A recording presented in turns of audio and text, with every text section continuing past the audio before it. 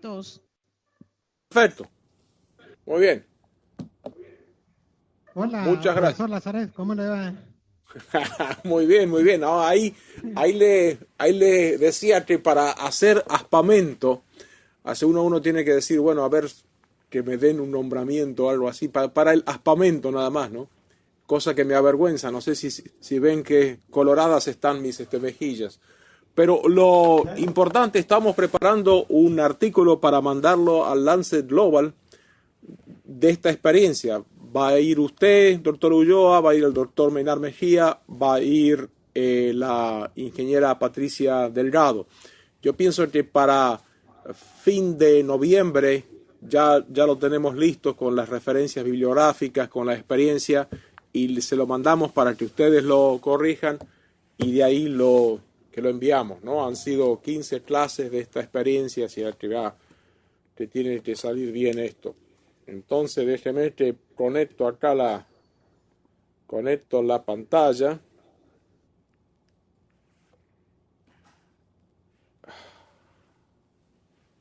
Entonces, empezamos. Estamos listos. Puede empezar. Magnífico, magnífico. Entonces esta es la última clase y habíamos pensado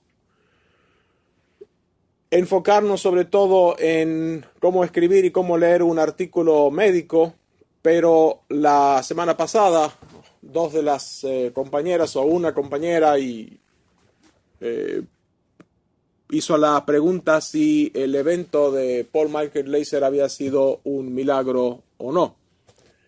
Entonces vamos a analizar la historia de usando el modus ponens y el modus tollens en la presunción del milagro. Pero en vez de usar el nombre de alguien que no es ni siquiera paciente mío, entonces vayamos a ver este caso clínico. Este caso no hay ninguna identificación. Fue una pacientita mía en el año 95. Como ven, los que hicieron anatomía, como ven ahí fácilmente, los nervios ópticos están completamente tomados, el tracto óptico en el temporal está tomado, cortes más altos muestra que las fibras ópticas están completamente tomadas. Le hicimos una biopsia esterotáxica a través de un pequeño agujerito, 1 gramo de tumor, y se confirmó que es un glioma de bajo grado, un astrocitoma de bajo grado. De esos tipos de astrocitomas que no se operan, o sea, porque si uno que le hace cirugía se lleva por delante todo el sistema óptico, el hipotálamo, y obviamente gran parte del lóbulo temporal, o sea que no hay razón para observar que haya una manera. Dígale a los dos que están atrás suyo que no hablen, que los veo. El que está con la muchacha y que los estamos viendo, que no hablen, que estamos poniendo el esfuerzo a esto y que lo hagan más tarde. Magnífico. Entonces, como estaba diciendo, el tracto óptico estaba completamente invadido. Se hizo una cirugía esterotáxica, se confirmó que se trata de un glioma de bajo grado. Los padres, el papá era un bombero acá en la ciudad de Los Ángeles, decidieron no hacerle tratamiento y no había prácticamente tratamiento. La evolución de este tumor es una evolución continua, progresiva, y la proximidad del tronco encefálico aquí hace que eventualmente el paciente fallezca por hipertensión endocraniana. 8 meses después, sin ningún tratamiento, el tumor se fue. No está más. Ahí ven un pequeño pedacito. El otro óptico está libre. Los dos tractos están completamente limpios. Y la visión de la paciente se restauró. Y más adelante quedan unas pequeñas imágenes ahí difusas de borramiento de la zona del hipotálamo que llevan a suponer que allí hubo un tumor por acá, pero 23 años o 22 años después, la paciente ya está casada, con hijos, y sin ningún tratamiento se curó. Los padres pusieron todo el énfasis que no habían rezado, que no habían hecho ninguna invocación especial. Otro caso, como pueden ver acá, es una también paciente mía, una niña más joven. Se dan cuenta por el volumen del cráneo, que tiene un masivo tumor de tronco encefálico. Masivo. Aquí no se hizo biopsia porque por la región, y además que el diagnóstico clínico y radiológico era absoluto y certero. Es un glioma de tronco encefálico. Imposible que sea una infección micótica o una enfermedad desmielinizante o la manera de la presentación y por la imagen. Claro que acá no hubo biopsia confirmatoria. Ningún tratamiento tampoco. La niña era pequeña para tener terapia radiante y no se le podía hacer quimioterapia porque no es efectiva. Y aquí vemos, meses más tarde, el tumor está más pequeño y 2 años más tarde, el tumor se ha ido. No está más. Entonces, uno se pregunta, y eso es lo que motivó esta parte de la primera presentación, si estamos en un caso de un milagro. ¿Es esto un milagro, sí o no? Usando las herramientas que hemos desarrollado brevemente en el curso, tenemos el modus ponens y el modus ponens. El modus ponens nos dice que si P, o sea, si hay milagro, el paciente se cura. ¿No? Si P, entonces Q. Q, el paciente se curó.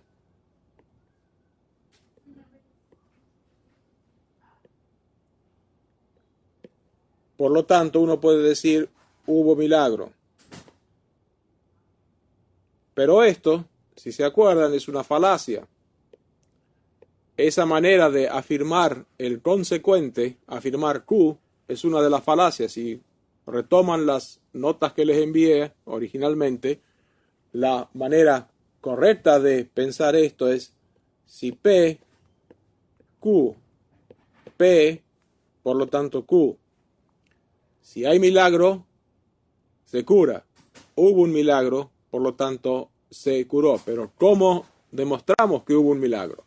¿Sí? ¿Cómo podemos demostrar que hubo intervención divina o intervención supranatural que haya provocado esta situación?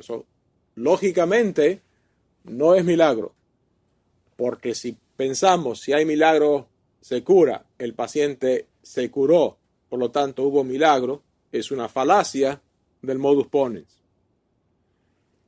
Trabajen ustedes con la falacia del modus tollens y se van a dar cuenta que siguiendo estas reglas no se puede decir fehacientemente si hubo milagro o no, y entre sí y no, uno dice no, porque tiene que conseguirse una repetición y una demostración de las características para que alguien diga que hubo un milagro. Si lo usamos con el modus tollens, que es la negación del consecuente, modus tollens, perdón, es una T acá. Si P, entonces Q, no Q, por lo tanto no P. Si hay milagro, se cura. No se curó, no hubo milagro. Esta es la manera correcta. La falacia es si P, Q, ahí estamos bien, si hay milagro, se cura. No hubo milagro, no se curó. Y esto es una falacia, porque el paciente puede curarse sin necesidad que haya un milagro. Uso el ejemplo para resaltar que cuanto más se entrenen con con esas 4 o 5 características del pensamiento deductivo, aunque te parezca bobo desde entrada, tanto más agudo va a ser el trabajo científico que van a hacer ustedes. Y vamos a demostrarlo ahora trabajando en el pensamiento trabajando en el punto de la publicación. ¿Cómo leer un artículo médico? Que ese era el tema de esta clase. Me fui un poquito a los costados por lo del milagro. Cuando uno se enfrenta a un paciente, tal como está el médico mirando a la niña en ese famoso cuadro de Fielding, lo mismo ustedes se enfrentan a un artículo médico. La introducción del artículo que van a leer y que luego vamos a ver que es el que van a escribir es ¿cuál es el problema? Esa es la introducción de cualquier artículo médico. El problema es y nosotros proponemos esta solución. Materiales y métodos es cómo se estudió el problema, qué resultados o qué análisis de laboratorio me trae el paciente. Resultados es qué se encontró y la discusión, qué significan dichos hallazgos. El acto de leer un artículo médico es idéntico al acto de observar a un paciente. Las mismas herramientas lógicas que tienen ustedes son las que se ponen en marcha en esto. Ahí sí has recibido, Ever, los 2 artículos que envié, ¿no? Una pregunta. Sí lo has recibido. Perfecto. Son 2 artículos en castellano que son excelentes. Primero, cómo leer un artículo médico, empezamos por la búsqueda de la literatura. La búsqueda de la literatura, háganla en 2 lados nomás, en PubMed o en el Google Scholar. No se vayan a otras. Y eso es absolutamente gratis y para el que lo quiera hacer, lo hace ahora mismo, donde sea. La diferencia es que el PubMed, el primer artículo es el más nuevo. O sea, inclusive ahora si ponen cualquier tema en PubMed son los artículos que van a salir en la semana que viene. En el Google Scholar, el primer artículo es el que más citas tiene. O sea, ustedes van a Google Scholar y el primer artículo que va a aparecer en la lista es uno escrito no ayer, sino hace tiempo y que ha sido citado la mayor veces posible en relación a ese tema. Deben de buscar en los 2 lados. PubMed es la última y el Google Scholar es el más reciente. Obviamente, como el Google Scholar es por número de citas, el artículo más reciente va a estar a lo último, en la última página de ese tema, porque no ha sido citado nunca, si apenas se ha publicado ahora, en pocos días pasados. Cuando ustedes ven a una revista, todas las revistas tienen esto que se llama el factor de impacto. Muchas revistas lo esconden, hay que ir a buscar cuál es el real factor de impacto y otras revistas, como esta revista de neurología española, lo ponen en la primera página sin ningún problema. Como ven ahí, el factor de impacto del New England Journal of Medicine es 53, alto. El factor de impacto de la revista de neurología española es casi 1. El factor de impacto sirve o servía en el pasado para darle prestigio a las revistas. Y es una relación de las veces que uno cita artículos publicados en esa revista.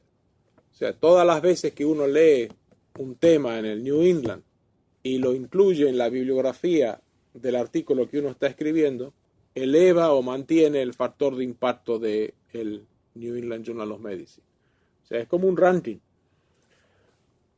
Sepan que ese ranking está ahí y de última, no importa si donde publican tiene un factor de impacto de 1 o un impacto de 53. Mientras lo que ustedes digan sea valedero y sea interesante, va a ser citado muchas veces.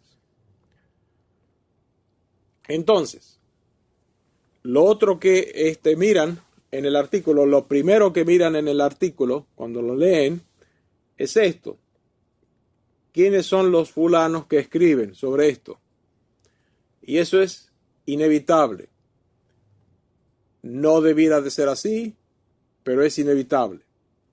Si uno lee un artículo sobre epilepsia escrito por el laboratorio de microbiología, uno dice, ¿dónde está la autoridad de estos individuos para confirmar, para decirme algo distinto? Así todo, el trabajo que está haciendo Alexis Narváez, ex compañero de ustedes, es sobre fibromialgia y lo está haciendo con el doctor Gómez del laboratorio de microbiología y está saliendo excelente. O sea, si el artículo es excelente, es excelente. Pero siempre hay un concepto de autoridad que ayuda un poco. Lo segundo en el artículo es el resumen, es el abstracto. Ustedes han recibido un PDF de esta clase, o sea, no solamente con que me escuchen alcanza. El resumen está hecho estándar. Cada revista les dice a ustedes cómo tienen que escribir el resumen. Y le dan la introducción, el concepto, materiales y métodos. Ahí lo leen. Cada revista tiene su propio límite. Tiene que ser un resumen de 500 palabras, tiene que ser un resumen de 300 palabras, tiene que ser un resumen de 200 palabras. Pero el resumen es importante porque es lo primero que captura la atención del revisor. A ver, ¿qué me quieren decir estos muchachos o doctoras de Nicaragua cuando me mandan este problema? Y ahora viene lo difícil, que es la introducción.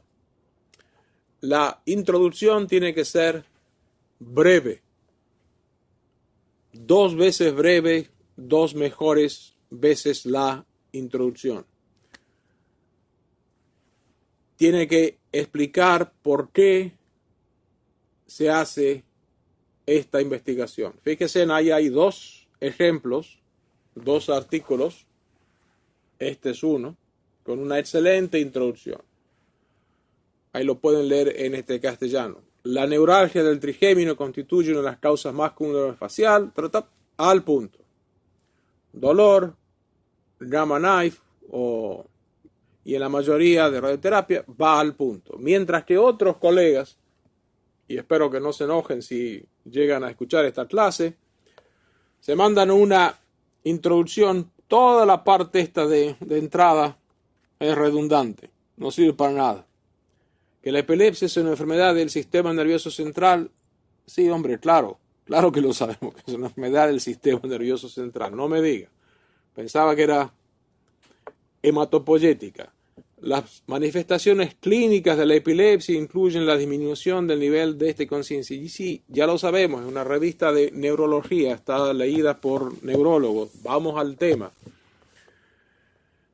Entonces, recién en el 3º o 4º párrafo, más o menos empiezan a enfocarse en el problema. Se ha comunicado la existencia de alteraciones de memoria. y luego en el otro párrafo salta, esto está medio redundante y esto redundante. Suena lindo, pero uno de los trabajos que hizo el grupo de hace un par de años atrás era sobre la enfermedad de Takayasu. Y la primera frase de la introducción, que la borramos enseguida, decía, Takayasu era un neurólogo japonés. O sea, no tiene ninguna importancia de dónde era Takayasu. Pero en el segundo párrafo se decía que las alteraciones visuales del Takayasu son raras y reportamos de un caso. Ah, bueno, esto es interesante. Mira, en Nicaragua han visto Takayasu con alteraciones visuales. Veamos qué dice. Independientemente que sea un neurólogo japonés o neurólogo chino, ¿no? La otra parte es pacientes y métodos. Cuando tengan pacientes, hagan pacientes y métodos. Mucha gente pone materiales y métodos. El individuo, el humano no es un material, es un paciente. Son pacientes y métodos. Y los pacientes y métodos describen el proceso sin ninguna editorialización. Es lo mismo que cuando lee un libro de receta de cocina que debe de tener, o más de uno tiene en su casa. El libro de receta dice, ponga el agua a hervir. No dice, salude a su mamá, hable con el perro, ponga el agua, prenda el horno. Dice, ponga el agua a hervir. Va directo, cosa que si alguien quiere repetir el experimento o la observación, ahí está todo escrito, sin ningún adjetivo, sin ninguna historia para contar. Y después están los resultados. Y los resultados otra vez son los resultados. En el resultado no deben de decir, nos ha costado mucho conseguir esto. Un grupo de compañeros fue con lluvia. Había gente que no vino. No, esos son resultados, es resultados. Vimos 500 pacientes, 250 que se incluyeron, los 250 que no se incluyeron fue porque no vinieron o porque no calificaban o por lo que fuera o porque fallecieron. Pero el resultado debe ser también frases cortas y directas al grano. En el artículo que les envié de los autores chilenos, citan a Albert Einstein, que él dijo que si ustedes tienen la verdad, la elegancia se la dejan al sastre. O sea, si ustedes han visto que el tumor ha desaparecido o el tumor ha crecido, eso lo ponen en el resultado. El tumor ha crecido tantos centímetros arriba o abajo. Lo mismo, y como ya les envié esto en el PDF, pueden regodearse. La discusión, y esto es lo más difícil de hacer. La discusión, uno discute los resultados. Si como resultado uno tiene un párrafo, en la discusión va un párrafo. La discusión es específicamente discutir el resultado. Así como la introducción es poner cuál es el tema, cuál es el motivo de la investigación, el resultado, esta discusión discuten los resultados. Si han visto aumento de diabetes en la costa del Pacífico y lo atribuyen esto al aumento de ingesta de bebidas azucaradas, bueno, ponen, esto quizás ha sido aumento de ingesta de bebidas azucaradas porque se ha visto, pero si no han visto aumento de diabetes en la zona del Pacífico, no discutan lo que hubiera podido pasar si hubiera habido ese resultado. Discuten solamente el resultado. Y acá tienen esos ejemplos. Todo artículo médico y todo paciente viene con un argumento. Doctor, me duele el abdomen, no veo del ojo izquierdo, no me canso cuando camino, sudo de noche. O sea, ¿cuál es el argumento del paciente? Es lo mismo al argumento del artículo médico.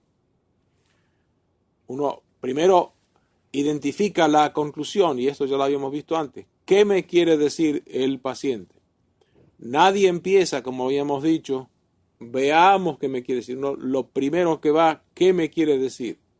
¿Dónde están en el artículo o en el paciente las frases conectoras? Por lo tanto, en consecuencia, ¿cuáles son las premisas del argumento y cuál es la oración que sigue al sí y al entonces? Y eso mismo, que lo encuentran en el artículo médico, si está bien hecho, lo van a encontrar en el paciente, si lo saben orientar, a que el paciente les identifique la conclusión del problema que lo trae ahí. Ahora vamos a la otra mitad, cómo escribir un artículo médico. Lo primero, ¿por qué escribir? En el Lancet hicieron una investigación sobre las cantidades de artículos que se habían enviado a al Lancet mismo y las zonas de origen de ese artículo. Ninguno de los que está acá viene de América Latina. Ninguno. Cero. O sea, ¿y dónde estamos nosotros? ¿Dónde está América Latina? Y uno se dice, ¿para qué escribir? ¿Qué importancia tiene o puede tener que los artículos salgan de la UNAM o del Berta Calderón o del Lenín Fonseca? En el momento, por desgracia, digamos, uno es juzgado o calificado de acuerdo al lugar de origen intelectual. Es así, no hay otra. Algunos de ustedes van a ir a buscar residencia a Miami, otros van a buscar residencia en Managua, otros van a ir a buscar especialidades en Francia. En el momento que el profesor que los recibe o que los quiere recibir dice, a ustedes vienen de la UNAM, que la UNAM tiene un trabajo excelente en dengue o en epilepsias o en lo que sea. Eso le va a abrir un poco más la puerta para que sean mejores médicos con sus compatriotas. Por desgracia, es así. No hay, uno quisiera que no fuera así, es injusto que sea así, pero es así. Y volvemos al tema que no hay límites entre las tareas del intelecto. Y mi aldea es tan grande como cualquier otra tierra porque soy del tamaño de lo que veo y no del tamaño de mi estatura. El médico de ustedes que no quiera publicar las observaciones clínicas no es porque no las tiene, sino porque no las quiere publicar. Porque están ahí afuera y digo con el Berta Calderón porque estamos trayendo a una patóloga para hacer inmunohistoquímica acá el mes que viene y es una doctora del Berta Calderón. Reporte de un caso. Esta es una carta que me envió un colega. Hola Jorge, tengo un case report. A ver si te parece apto para el Surgical Neurology International. Es la revista donde yo soy uno de los editores. Ese es un medulloblastoma que no le hicieron radioterapia y resultó teniendo un meningioma atípico. Meningioma es el tumor de las meninges que a veces aparece siguiendo la radioterapia. Entonces le hacen radioterapia y por eso hay mucha gente que tuvo cáncer, leucemias o otros cánceres que requirieron radiación, sobre todo cuando le hacen radiación craneana hacen un meningioma. Pero este es un caso, no se hizo radioterapia y por lo tanto es un meningioma típico. Es un caso interesante para publicar. Bueno, si te parece potable, lo armo y le adjunto imágenes. Eso escribió él. Entonces, uno pone el modus ponens y el modus tollens. Y eso sí lo hace uno. Acepto reportes de casos cuando el autor me demuestra que es original. Lo he aceptado, por lo tanto el autor me ha demostrado que es original. Entonces cuando yo hablo con el doctor Hausman y le digo, mira, acepta este caso, él ya asume que el autor me ha demostrado que es original. Y el modus tollens, acepto trabajos originales, no me han demostrado que es original, por lo tanto no lo acepto. Las falacias es la afirmación del consecuente. Si lo acepté, entonces es original. Es original, por lo tanto lo acepté. Que la forma correcta de decir esto, si lo acepté, es porque el que me lo mandó es un cuate mío.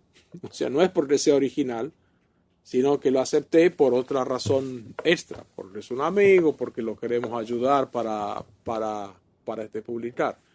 Y lo mismo la otra falacia de la negación del antecedente. Ustedes que la ponen ahí. Entonces, en la publicación médica puede haber series de casos, reporte de un caso o la revisión de un tema. Son las tres maneras de publicaciones que hay. No hay 4, no hay 5, son 3. El reporte de un caso, ahí lo bajé, un quiste aracnoideo intraventricular publicado en la revista española de neurología.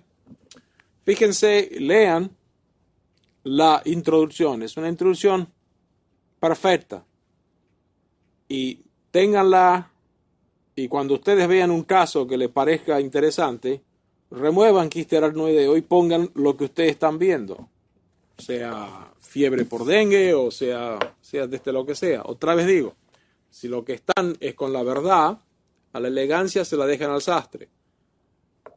Esa introducción, y eso es que lo hace todo el mundo, cuando viene una introducción bien hecha, saca el copia, y no hay pecado en esto, copia la introducción tal cual el colega lo ha hecho, y estos colegas de España capaz que se han copiado de otro.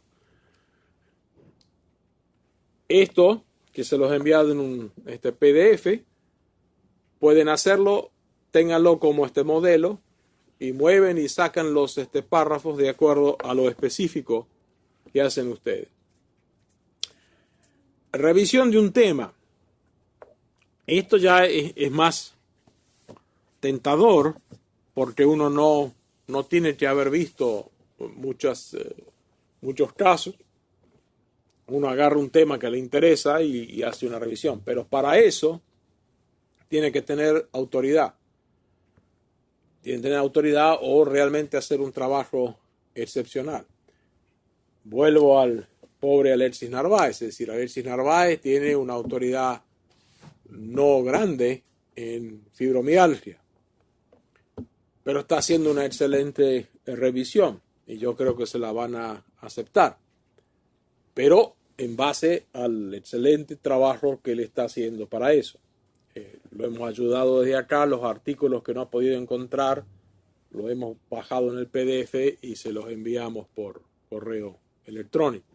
Otra vez, la revisión de un tema es más difícil de hacer si uno no tiene la autoridad. Pero anímense.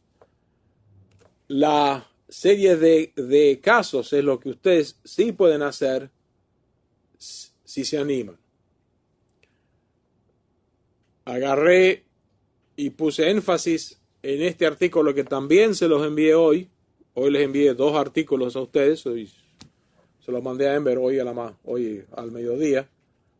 Y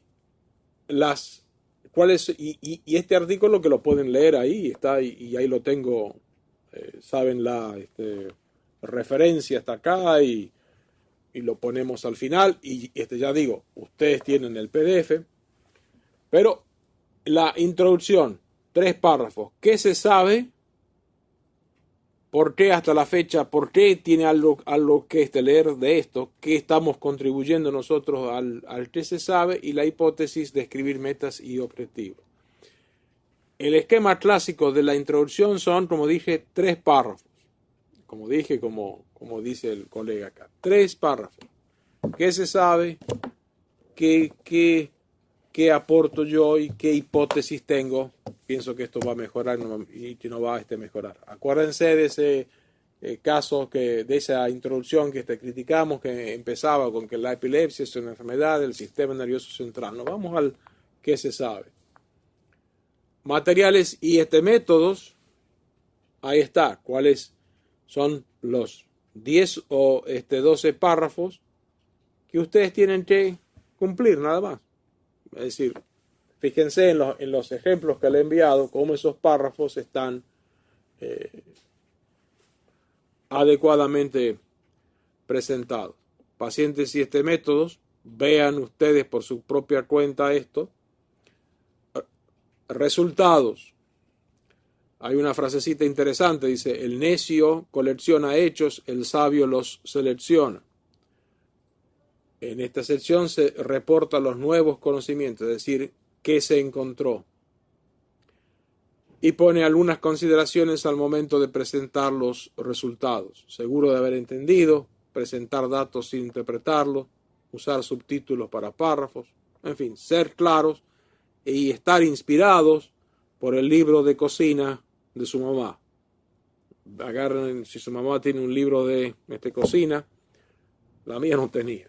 Pero mírenlo en el libro y vean cómo está escrita cada receta. Así debe de ser el resultado. Y finalmente la discusión. Como dije, ustedes tienen que discutir los resultados. Comparar conclusiones propias con las de otros autores. Nosotros encontramos que la larva del dengue tiene un tamaño tal, en contraste con lo que encontraron los investigadores en Perú o en el Congo, que publicaron tal o cual artículo, que el tamaño era distinto, y luego por qué pensamos que era distinto. O decimos, el tamaño de la larva que observamos nosotros era idéntico al publicado en la literatura. Identificar errores metodológicos. Uno dice, sí, obviamente sabemos que había días que llovía más, había días que llovía menos, sabemos que el automóvil no anduvo, sabemos que perdimos 20% del material. Pero sin embargo, creemos que lo que encontramos es interesante, es suficiente para seguir avanzando. En fin, ustedes ponen van siguiendo y el momento que hagan ese artículo lo saben. Entonces, una manera de empezar. Si uno de ustedes hace el esfuerzo de publicar un artículo, tenemos uno por año. O sea, uno del 14, uno del 15, y si conseguimos uno del 16, hicimos un gran avance.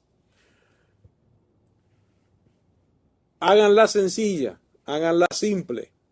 Identifiquen casos donde la experiencia en Nicaragua es diferente a lo publicado en la literatura médica como norma de tratamiento. Olvídense de lo que debe ser y enfoquen su ojo crítico en lo que está haciendo. Olvídense que no puede ser que esto sea así porque el libro escrito en Texas dice que no es así. No, si tú lo estás viendo que es así, pues es así. Identifica el problema o identifica con ojo aguzor, con ojo clínico, qué es lo que te llama la atención de un paciente en particular. Por ejemplo, acá tenemos el caso, como yo soy neurocirujano pediatra, soy muy amigo de Juan Bosco González.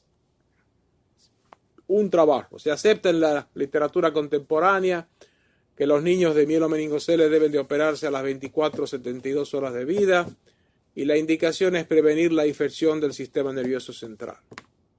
Pero eso no sucede en la gran mayoría de los países. ¿Quién tiene razón? O sea, en Nicaragua, como en Guatemala, como en Honduras, no sé si en Panamá, como en México, los niños con mielomeningocele, con espina bífida, no se operan en las primeras 24 horas, o son pocos los que se operan. Si el niño nació en Estelí, olvídate, tarda 4 días en llegar a la mascota. Y entonces ustedes tienen una experiencia clínica ahí que no la ha reportado a nadie. Nosotros seguimos pensando que si no se opera a las 24 horas, va a haber una devastadora infección. Pero yo lo he visto a los niños ahí en el linfoseca y no están infectados. ¿Cuántos no se infectan? ¿Cuántos se han infectado? ¿Cuántos han quedado? No sé. Es un tema que ustedes lo estudian bien, 20, 30 niños, y el Child Neurosystem se lo saca de la mano para que lo publiquen ahí. Entonces hicimos un salto con las imágenes. Las premisas, y siempre vamos a ver con esta premisa, es que si la terapéutica del mielomeningocele sugerida por la literatura de los países desarrollados, PD, puede no ser válida para los países en vías de desarrollo, es posible hacer el trabajo en Nicaragua. Cuenta con un hospital de niños y muy competente neurocirujano. Es aceptable, es relevante y es adecuada. No hay cosa misteriosa porque estamos preguntando si se infecta o no se infecta. Y ustedes, con la fantástica universidad, pueden determinar si este niño tiene meningitis o no tiene meningitis, ¿no? Entonces hacen el modus ponens, el modus tollens, hacen un silogismo hipotético, hacen un silogismo disyuntivo y establecen un dilema. Eso les lleva media tarde y ya tienen el proyecto de investigación listo enfrente de ustedes. El modus ponens, ¿se acuerda? Si P, entonces Q, P, por lo tanto Q. Nosotros iniciamos esta investigación para determinar si las complicaciones observadas en los niños después son similares. Entonces las normas de tratamiento pueden ser más laxas. Porque acá, en Alemania o en Francia, si uno le dice el niño nació hace 2 días, le damos antibiótico y lo inundamos con antibióticos. Por ahí no hace falta. Si lo demuestran ustedes que el niño que no se trata con antibióticos, que alcanza con que le cubran bien la herida de la espina bífida, tiene el mismo riesgo de infección que el que nació o el que se operó dentro de las 24 horas, entonces le ahorran el dinero a los papás, el susto, el miedo y el sentido de culpa del médico que no lo derivó dentro de las primeras 24 horas. Tienen el modus ponens, tienen el modus tollens. Ustedes ya son expertos en eso. Plantean un caso hipotético, si puede ser válido o no. Si no hay cambios en las cirugías tardías, entonces se puede programar la intervención. Fíjese el pequeño drama que sucede con esta ley, con este convencimiento de las 24 horas.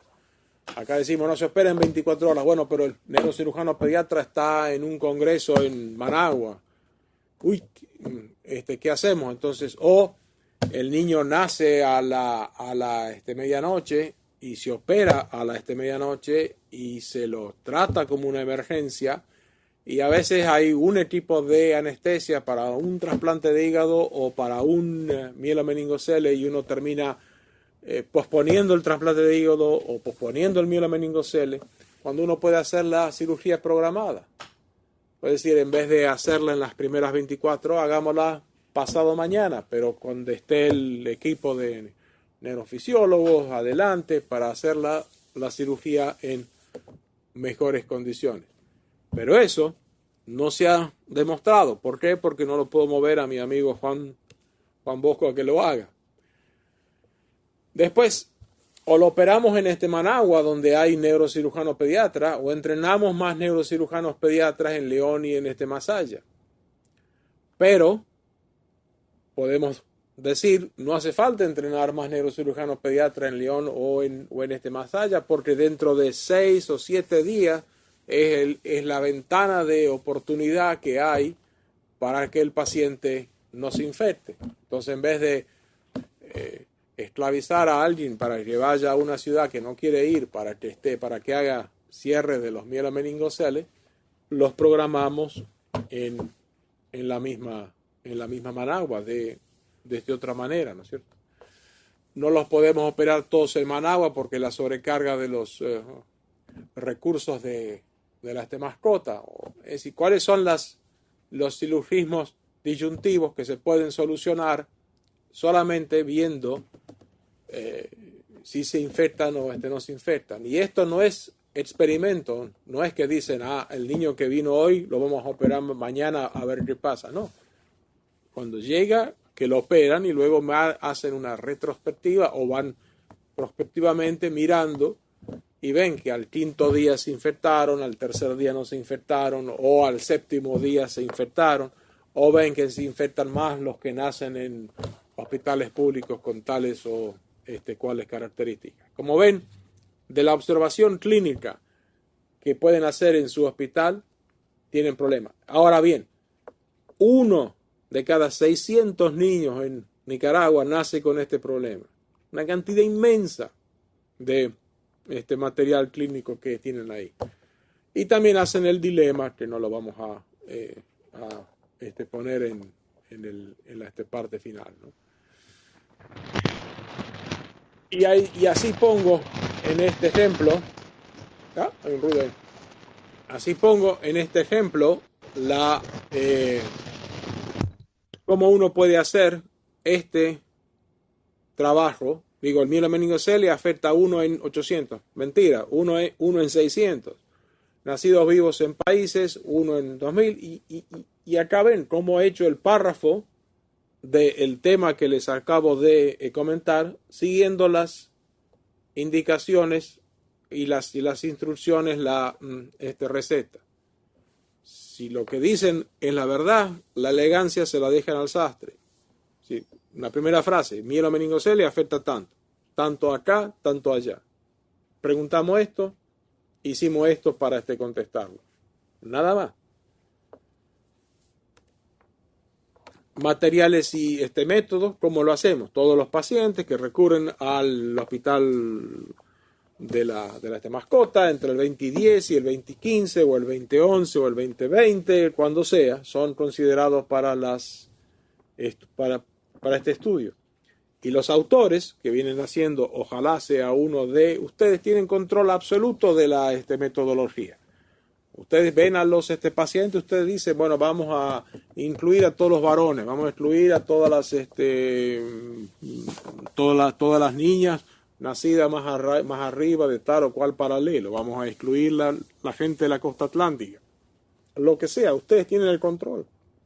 Ustedes hicieron el modus ponens, el modus tollens, el silogismo disyuntivo, el silogismo hipotético y el dilema, y ustedes decidieron cómo organizar el trabajo de investigación. Y ahí está el ejemplo de cómo sería el texto de este trabajo con los mielomeningocele. Y después tenemos los resultados. Se reclutaron tantos niños, tantos varones, tantas mujeres, tantos tenían esto, tantos tenían lo otro. El resultado es eso, es una descripción. Uno dice llueve, está lloviendo. No dice cae 2 moléculas de hidrógeno, 1 molécula de oxígeno, no. Llueve. Va directo hacia el tema, y si hay una tabla, y si hay 3 tablas, hay 3 tablas. Porque tengan 50 tablas, los resultados no van a ser mejores que una tabla. Y después van a la causalidad. Quieren ver, y son los criterios de Hill, si se acuerda que los explicamos en la segunda causa. Veamos si hay causa-efecto, ¿no? Olvidémonos del milagro. Veamos si lo que observamos sigue los criterios de Hill. Entonces, pusimos los criterios de Hill, pusimos el modus tollens, el silogismo hipotético, el silogismo disyuntivo, el dilema. 3 horas. En 3 horas tienen un artículo esquematizado. Y hacen un poco de las falacias de la causalidad y una falacia de una causa común que sería los mielomeningoceles en Nicaragua se infectan y en Estados Unidos no, o una falacia post-hoc que la buena evolución puede haber sido por buena técnica quirúrgica, porque el doctor Bosco es muy competente. No, si se infectó, así lo haya operado Juan Bosco o uno que recién terminó la residencia, asumiendo que haya seguido las normas de esterilidad que se entiende. Y la discusión, tal como habíamos comentado, hacen la discusión, y esta es una discusión hipotética. Este artículo no se ha hecho, pero le digo, expandan lo que anotaron en modus pollen, el modus tollens, silogismo hipotético, silogismo disyuntivo, sigan ese esquema con que les he venido moliendo el entusiasmo y disminuyendo el entusiasmo. Éramos tantos cuando empezamos y ahora ya se quedaron 8 o 9, que me parece muy bien. Y ponen y hacen, inclusive ponen, somos conscientes que este estudio no es doble ciego. O sea, como les expliqué anteriormente, está bien ser honestos. Somos conscientes que este estudio no es perfecto. Somos conscientes que no hemos hecho ANOVA, Kruger-Wallis o lo que sea.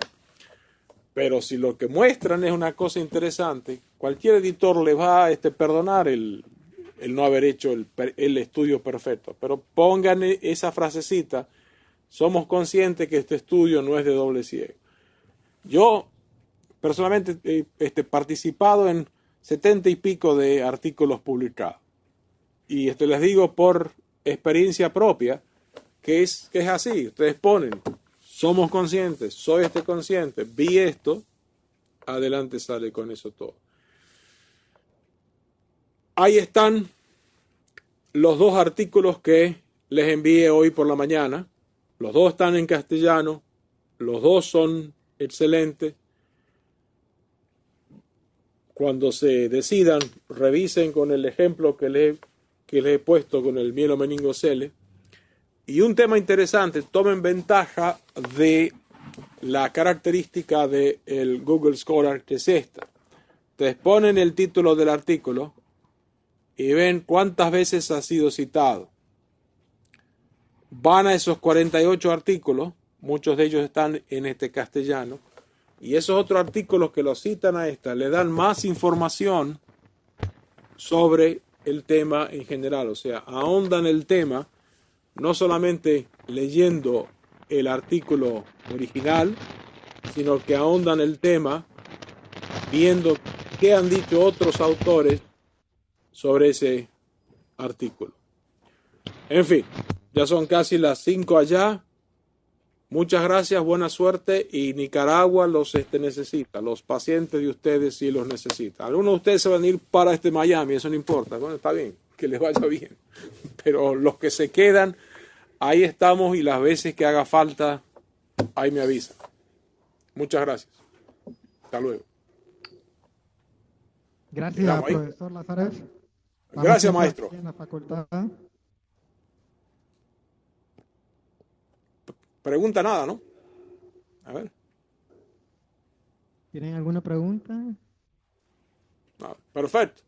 Por el momento creo que no hay ninguna pregunta. Entiendo que ellos van a documentarse con los archivos que envió, que les permita complementar toda la información básica de cómo leer y escribir un artículo científico.